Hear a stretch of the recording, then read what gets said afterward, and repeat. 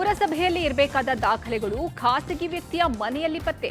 ಮುಂದಿನ ತಿಂಗಳು 15 ಕೆಜಿ ಅಕ್ಕಿ ವಿತರಣೆ. ಎಲ್ಲವನ್ನ ನೋಡ್ತಾ ಹೋಗೋಣ ಕರ್ನಾಟಕ ಟಾಪ್ 20ಯಲ್ಲಿ. ಪುರಸಭೆ ಕಚೇರಿಯಲ್ಲಿರಬೇಕಾದ ಆಸ್ತಿ ದಾಖಲೆಗಳು ಖಾಸಗಿ ವ್ಯಕ್ತಿಯ ಮನೆಯಲ್ಲಿ ಪತ್ತೆಯಾಗಿವೆ. ವಿಜಯಪುರ ಜಿಲ್ಲೆಯ ಸಿಂದಗಿ ಪಟ್ಟಣದ ಪುರಸಭೆಯ ದಾಖಲೆಗಳು ಅಭಿಷೇಕ್ ಕೊಡಕೆ ಎಂಬಾತನ ಮನೆಯಲ್ಲಿ ಪತ್ತೆಯಾಗಿವೆ. ರಾತ್ರೋರಾತ್ರಿ ಪುರಸಭೆ ಅಧ್ಯಕ್ಷ ಶಾಂತವೀರ ಬಿರಾದರ್ ಅಭಿಷೇಕ್ ಮನೆ ಮೇಲೆ ದಾಳಿ ಮಾಡಿದ್ದಾರೆ. ಪುರಸಭೆ ಮುಖ್ಯ ಅಧಿಕಾರಿ ಲಾಗಿನ್ ಬಳಸಿ ರಾತ್ರಿ ಮನೆಯಲ್ಲಿ ಅನಧಿಕೃತ ಸರ್ಕಾರಿ ಕೆಲಸ ನಡೆಯುತ್ತಿದ್ದ ಆರೋಪ ಕೇಳಿಬಂದಿತ್ತು. ಈ ಹಿನ್ನೆಲೆ ಅಭಿಷೇಕ್ ನಿವಾಸಕ್ಕೆ ಶಾಂತವೀರ ಬಿರಾದರ್ ಸೇರಿದಂತೆ ಹಲವರು ದಾಳಿ ಮಾಡಿದರು. ಪಹಣಿಗಾಗಿ ನೀಡಿದ ಅರ್ಜಿ, ಖರೀದಿ ಬಾಂಡ್, ತೆರಿಗೆ ಕಟ್ಟಲು ಬಳಕೆಯಾಗುವ ಚಲನ್ಗಳು ಸೇರಿದಂತೆ ಹಲವು ಸರ್ಕಾರಿ ದಾಖಲೆಗಳು ಪತ್ತೆಯಾಗಿವೆ. ಅಭಿಷೇಕ್ ಕಾನೂನು ಬಾಹಿರ ಕೆಲಸಕ್ಕೆ ಸ್ವತಃ ಪುರಸಭೆ ಅಧಿಕಾರಿಗಳು ಸಾಥ್ ನೀಡುತ್ತಿದ್ರು ಎನ್ನುವ ಆರೋಪ ಕೇಳಿಬಂದಿದೆ. ದಾಳಿ ವೇಳೆ ಹಲವು ದಾಖಲೆಗಳು ಪತ್ತೆಯಾದರೂ ಪೊಲೀಸರು ಮಾತ್ರ ಸ್ಥಳಕ್ಕೆ ಆಗಮಿಸಿಲ್ಲ.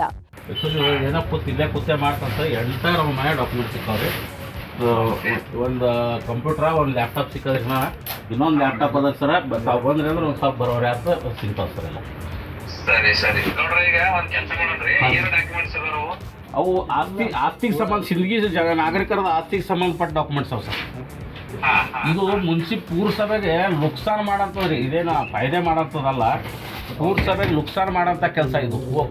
ಕೋಟಿಗಟ್ಟಲೆ ರೊಕ್ಕ ನುಕ್ಸಾನ್ ಮಾಡ್ಯಾರ ಇವ.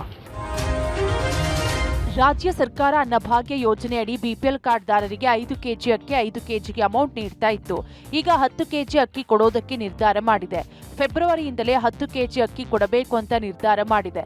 ಫೆಬ್ರವರಿ ತಿಂಗಳ 5 ಕೆಜಿ ಅಕ್ಕಿ ಸೇರಿ ಒಟ್ಟು 15 ಕೆಜಿ ಅಕ್ಕಿ ಮಾರ್ಚ್ ತಿಂಗಳಲ್ಲಿ ಪಡಿತರದಾರರಿಗೆ ಸಿಗಲಿದೆ. ಏಪ್ರಿಲ್ನಲ್ಲಿ ಎಂದಿನಂತೆ 10 ಕೆಜಿ ನೀಡಲಿದೆ ಆಹಾರ ಇಲಾಖೆ. ಇನ್ನು 5 ತಿಂಗಳ ಅನ್ನಭಾಗ್ಯ ಹಣವನ್ನ ಆಹಾರ ಇಲಾಖೆ ನೀಡಬೇಕು. ಈಗಾಗಲೇ ಹಂತ ಹಂತವಾಗಿ ಹಣವನ್ನ ಡಿಬಿಟಿ ಮುಖಾಂತರ ಫಲಾನುಭವಿಗಳ ಖಾತೆಗೆ ಹಾಕೋದಕ್ಕೆ ನಿರ್ಧಾರ ಮಾಡಿದೆ. ನವೆಂಬರ್, ಡಿಸೆಂಬರ್, ಜನವರಿ ತಿಂಗಳ ಹಣ ಅನ್ನಭಾಗ್ಯ ಫಲಾನುಭವಿಗಳಿಗೆ ನೀಡಲಿದೆ. ಉಳಿದಂತೆ ಮುಂದಿನ ತಿಂಗಳಿನಿಂದ ಹಣ ಬದಲಾಗಿ ಅಕ್ಕಿಯನ್ನೇ ನೀಡಲಿದ್ದಾರೆ. ನಾವು ಇವರು ಕೇಂದ್ರ ಸರ್ಕಾರದವ್ರು ಅಕ್ಕಿ ಕೊಡಲಿಲ್ಲ ಅನ್ನೋದಕ್ಕೆ ಮಾತ್ರ ನಾವು ಹಣ ಕೊಡುವಂಥದ್ದು ಮಾಡಿದ್ದೀವಿ. ನಾವು ಘೋಷಣೆ ಮಾಡಿದ್ವಿ 10 ಕೆಜಿ ಅಕ್ಕಿ ಕೊಡ್ತೀವಿ ಅಂತ. ಇವತ್ತು ಅಕ್ಕಿ ಕೊಡೋ ಕಾರ್ಯಕ್ರಮ ಮಾಡಿದ್ದೀವಿ, ಮನವಿ ಮಾಡಿದ್ದೀವಿ. ಅವ್ರು ಒಪ್ಕೊಂಡಿದ್ದಾರೆ ಅಕ್ಕಿ ಕೊಡ್ತೀವಿ ಅಂತೇಳಿ. ಫುಡ್ ಕಾರ್ಪೊರೇಷನ್ ಆಫ್ ಇಂಡಿಯಾಗೆ ಮಾನ್ಯ ಮಂತ್ರಿಗಳು ಪ್ರಹ್ಲಾದ್ ಜೋಶಿ ಅವರು ಹೇಳಿದ್ದಾರೆ. ಈ ತಿಂಗಳಿಂದಾನೆ ಫೆಬ್ರವರಿಯಿಂದಾನೆ ಪ್ರತಿ ತಿಂಗಳು 2,10,000 ಮೆಟ್ರಿಕ್ ಟನ್ ಬೇಕಾಗಿದೆ. ಪ್ರತಿ ತಿಂಗಳು ಕೊಡ್ತೀವಿ ಅಂತ ಒಪ್ಕೊಂಡಿದ್ದಾರೆ.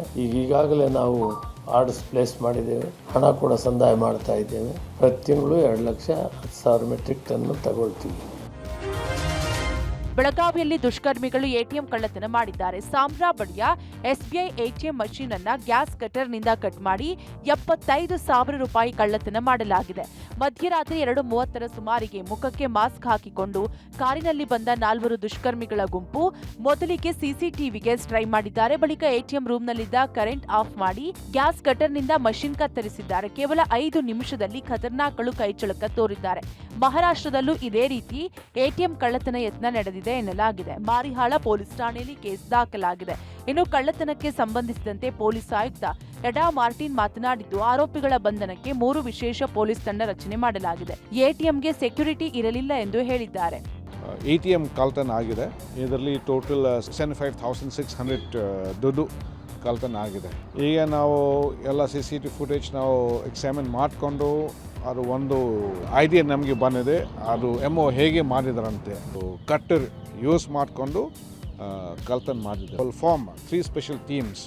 ನನ್ನ ಪ್ರಕಾರ ಬಹುಶಃ we can detect this case within 1 week. ಇದು ಕೇಸ್ ಡಿಟೆಕ್ಟ್ ಮಾಡಬಹುದು. ಸೆಕ್ಯೂರಿಟಿ ಆ್ಯಕ್ಚುಲಿ ಬ್ಯಾಂಕ್ ಕಡೆಯಿಂದ ಅವರು ಹಾಕಬೇಕು. ಗೇನ್ ಬಿಟ್ಕಾಯಿನ್ ಕ್ರಿಪ್ಟೋ ಕರೆನ್ಸಿ ಹಗರಣಕ್ಕೆ ಸಂಬಂಧಿಸಿದಂತೆ ಬೆಂಗಳೂರು ಸೇರಿ ದೇಶದ 60 ಕಡೆ ಸಿಬಿಐ ದಾಳಿ ನಡೆಸಿದೆ. ಬೆಂಗಳೂರು, ಪುಣೆ, ಚಂಡೀಗಢ, ದೆಹಲಿ, NCR, ನಾಂದೇಡ್, ಕೊಲ್ಲಾಪುರ ಸೇರಿದಂತೆ ಹಲವೆಡೆ ಸಿಬಿಐ ದಾಳಿ ನಡೆಸಿ ಶೋಧ ಕಾರ್ಯ ಮುಂದುವರೆಸಿದೆ. ಪ್ರಮುಖ ಆರೋಪಿಗಳಿಗೆ ಸಂಬಂಧಿಸಿದ ಸ್ಥಳಗಳಲ್ಲಿ ದಾಳಿ ಮಾಡಿ ಪರಿಶೀಲನೆ ನಡೆಸಿದೆ. ಬಿಟ್ಕಾಯಿನ್ ಕ್ರಿಪ್ಟೋ ಕರೆನ್ಸಿ ಹಗರಣ ಸಂಬಂಧ ಹಲವೆಡೆ ಎಫ್ಐಆರ್ ದಾಖಲಾಗಿತ್ತು.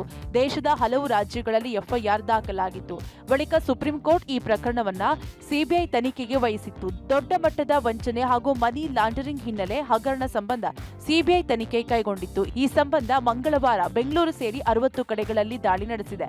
ದಾಳಿ ವೇಳೆ ಕ್ರಿಪ್ಟೋ ವ್ಯಾಲೆಟ್ಗಳು, ಡಿಜಿಟಲ್ ಸಾಕ್ಷ್ಯಗಳು, ಡಿಜಿಟಲ್ ಸಾಧನಗಳು ಪತ್ತೆಯಾಗಿವೆ. ಇಮೇಲ್ ಮತ್ತು ಕ್ಲೌಡ್ನಲ್ಲಿದ್ದ ಸಾಕ್ಷ್ಯಗಳನ್ನು ಸಿಬಿಐ ವಶಕ್ಕೆ ಪಡೆದುಕೊಂಡಿದೆ. ಪ್ರಕರಣದ ಕುರಿತು ಸಿಬಿಐ ತನಿಖೆ ಮುಂದುವರೆಸಿದೆ. ಶೀಲಾ ಶಂಕಿಸಿ ಪತ್ನಿಯನ್ನೇ ಪತಿ ಕೊಚ್ಚಿ ಕೊಲೆಗೈದಿದ್ದಾನೆ. ಅಲ್ಲದೆ ಪೊಲೀಸರಿಗೆ ಮಾಹಿತಿ ನೀಡದೆ ಪತಿ ಮೃತದೇಹ ಅಂತ್ಯಕ್ರಿಯೆಗೆ ಮುಂದಾದ ಘಟನೆ ದೊಡ್ಡಬಳ್ಳಾಪುರ ತಾಲೂಕಿನ ನೇರಳೆಘಟ್ಟ ಗ್ರಾಮದಲ್ಲಿ ನಡೆದಿದೆ. 45 ವರ್ಷದ ರಾಧಮ್ಮ ಕೊಲೆಯಾಗಿದ್ದು, ಆರೋಪಿ ಲಕ್ಷ್ಮಯ್ಯ ಪೊಲೀಸರ ಅತಿಥಿಯಾಗಿದ್ದಾನೆ. ಮದ್ಯದ ನಶೆಯಲ್ಲಿ ಗಲಾಟೆ ಮಾಡಿದ್ದ ಲಕ್ಷ್ಮಯ್ಯ ಪತ್ನಿಯ ತಲೆಯನ್ನ ಗೋಡೆಗೆ ಚಚ್ಚಿ ಸಾಯಿಸಿದ್ದ. ಕೊಲೆ ನಂತರ ಕುಟುಂಬಸ್ಥರೆಲ್ಲ ಸೇರಿ ಕೊಲೆ ಕೇಸ್ ಮುಚ್ಚಿ ಹಾಕಲು ಯತ್ನಿಸಿದ್ದಾರೆ. ಇನ್ನೇನು ಪತ್ನಿ ಮೃತದೇಹವನ್ನ ಅಂತ್ಯಕ್ರಿಯೆ ಮಾಡಬೇಕು ಅನ್ನುವಷ್ಟರಲ್ಲಿ ಪೊಲೀಸರು ಸಿನಿಮೆಯ ರೀತಿಯಲ್ಲಿ ಎಂಟ್ರಿ ಕೊಟ್ಟಿದ್ದಾರೆ.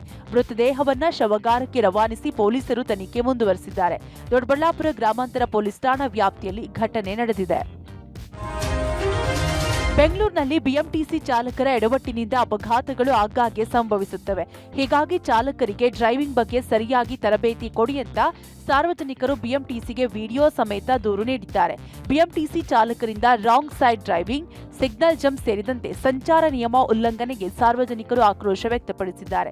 ಅಲ್ಲದೆ ವಿಡಿಯೋ ಕಳುಹಿಸಿ ಬಿಎಂಟಿಸಿ ಹಾಗೂ ಸಾರಿಗೆ ಸಚಿವರನ್ನ ಪ್ರಶ್ನೆ ಮಾಡಿದ್ದಾರೆ. ಹೆಬ್ಬಾಳ ಮತ್ತು ಕೆಆರ್ಪುರಂ ರಸ್ತೆಯಲ್ಲಿ ಬಿಎಂಟಿಸಿ ಚಾಲಕರು ಸಂಚಾರಿ ನಿಯಮ ಉಲ್ಲಂಘನೆ ಮಾಡುತ್ತಿರುವುದು ಕಂಡುಬಂದಿದೆ. ಎರಡೂ ಕಡೆ ರ್ಯಾಶ್ ಡ್ರೈವಿಂಗ್ ಬಗ್ಗೆ ವಿಡಿಯೋ ಸಮೇತ ದೂರು ನೀಡಿದ್ದಾರೆ.